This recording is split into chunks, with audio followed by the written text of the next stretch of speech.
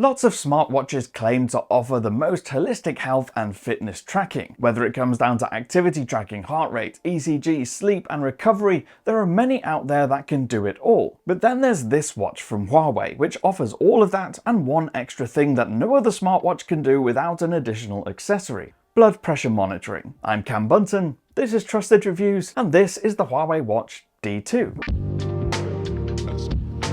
There's a very real chance that if you were to glance at this watch on my wrist, you would think, oh, Apple Watch. It does have a little bit of a resemblance to the popular smartwatch from the iPhone makers. It's square, not round, and has a rotating crown and a secondary clickable pill-shaped button on the right edge. Click the crown in and it launches the apps view, which arranges small round icons in a cluster, which you can zoom in and out of by rotating that crown. All pretty Apple-like. Still, there's enough about the design to make it look at least a little different. The longer rectangular shape is quite different thanks to shaping and sloping of the metallic frame and the bezel around the display. And one thing to note, this watch is only IP68 rated. That means it can be submerged in shallow water for a short period of time, but it's not rated for swimming and not rated for diving, so if you need a watch to track those activities, you're better off looking somewhere else. Of course, the biggest indicator that it's a little different to the usual smartwatch is that the strap features an airbag that runs all along the inside of the longer section of the strap. It's grey and collapses to become really slim when not in use and barely visible when worn. I won't say it's not noticeable, mostly because it's not at all a breathable material. So what I found was that after a couple of days of using it, I'd want to take it off just to give my skin some time to breathe. Given what Huawei had to pack into this watch to make its main feature work, it's pretty sleek. Helped no doubt by the fact that the strap fits right into the casing of the watch and doesn't have any protruding lugs taking up space. Now, that airbag is the one feature that gives this watch its unique feature set. Look under the watch and you'll see how one end is sealed to the watch body to ensure an airtight fit. Inside the watch body, if you were to take it apart, you'd find a tiny digital air pump which fills the airbag, increasing pressure on your wrist while the highly sensitive system of sensors and diodes under the watch reads your heart rate to determine your blood pressure. The thing that surprised me the most about this little pump though is that it is mostly silent. It's really hard to hear. Unless I hold the watch right up to my ear in a really quiet room, I couldn't hear it working at all. The only sensation confirming that it's working is an increasing feeling of pressure around the forearm. And because this watch is all about that blood pressure ability, the shortcut key on the right of the watch launches right into that feature. You then tap measure on the screen, it gives you a 5-second countdown to raise your arm to chest level, and the watch starts pumping air into the band. The process takes about a minute to complete, and at the end you have your blood pressure reading, plus an indication as to whether that's low, normal, elevated, or showing signs of hypertension. One single blood pressure reading does give you an indicator as to your blood pressure in that exact moment, but as we know, your blood pressure can change throughout the day and throughout the week. Things can affect it, like if you've exercised recently, or if you've eaten, if you're really stressed at work, if you're tired, if you've consumed alcohol. And one of the great things about this watch is that you can at any time set up your 24-hour period where it measures your blood pressure every 30 minutes. During the day, you'll get a notification and a vibration reminding you to take a reading, hit measure, and do your reading as normal. It'll also measure it at nighttime as you sleep automatically.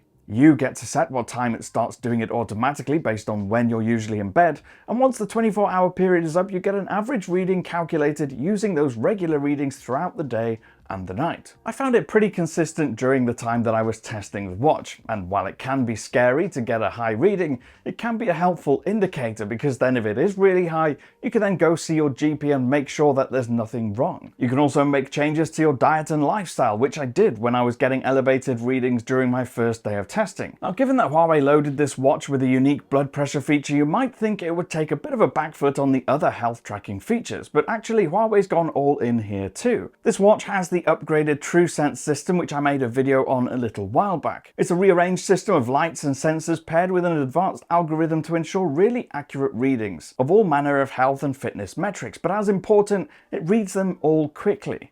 I wore it alongside the latest Phoenix 8 from Garmin for the entire time that I was testing the Watch D2, whether that was to track sleep at night or just general activity during the day, or for all of my workouts, including all my running, my walking, and my HIIT kettlebell sessions. And for the most part, it matched close to what the Garmin was measuring. Distances tracked during runs and walks were pretty much bang on, with the automatic 1 kilometer updates hitting within a second or two of each other for the first 2 or 3 kilometers. The two watches weren't exactly identical distance-wise over the course of every single run though. Sometimes by the end of a 30-minute session, the Huawei would measure 20 minutes or so further, or 20 minutes or so less than the Garmin. In short, it's a pretty reliable system despite not having that advanced multi-band GPS of the Garmin. It has to be said though that for all of the runs and the walks I did with the Huawei watch, it logged onto the location signal quicker than the Garmin every single time at the beginning of the activity. It was only by a couple of seconds, but it was consistently every single time by a couple of seconds. It's a similar story with heart rate monitoring during workouts. The average heart rate across activities was generally the same as what Garmin measured,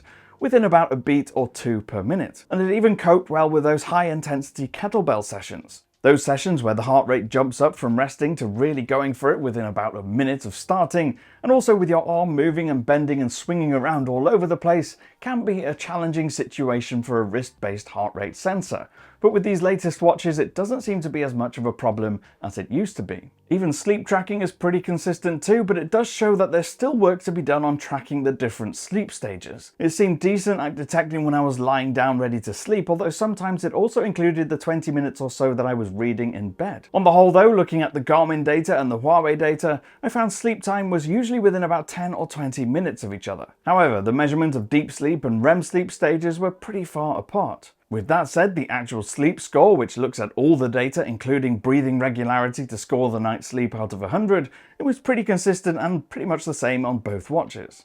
I'd still like to see a better system for recovery and training readiness from Huawei though. Garmin still definitely has the upper hand here, and Garmin also personalizes and adapts to what it knows of your maximum heart rate. What that means is that because my maximum heart rate during running is quite high, Garmin will know that despite spending a lot of time with my heart rate above 170, that I'll be recovered within a day or two. Huawei seems to go based on what global average heart rates are rather than personalizing it, and so always suggests a much longer recovery period, which I don't need. Huawei also doesn't have a recovery or training readiness graphic front and center on the home screen of the app, where Garmin makes this a pretty important metric, whether through the body battery, health, or training readiness widgets. Still, if what you want is a watch that will give you accurate and consistent all-day health tracking and activity tracking information, this watch will do all of that really well. Now, all of the information is displayed on a rectangular AMOLED display that's crisp, colourful, and relatively easy to read in any condition. Outdoors during running, I found the data to be clear and easy to understand on the move.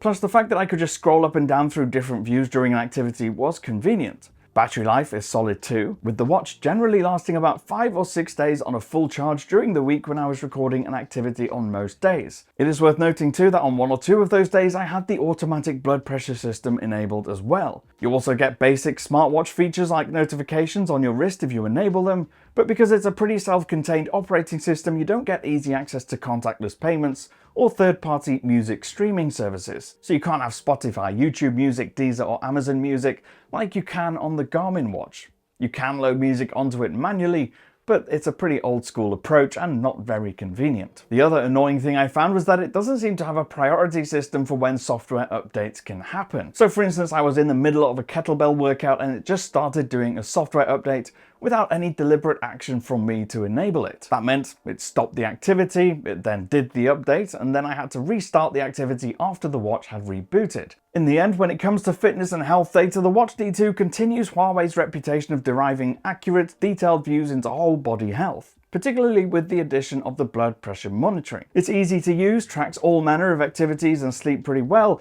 and has that one feature that other manufacturers just don't have, and also it's not incredibly expensive, so you don't have to fork out an arm and a leg to get it. It's limited in terms of smartwatch features, and I think Huawei can do more in terms of recovery and training, but on the whole, it's a really compelling package. Let me know what you think of the Huawei Watch D2 in the comments down below, or you can grab me on social media. I'm at Cam Bunton.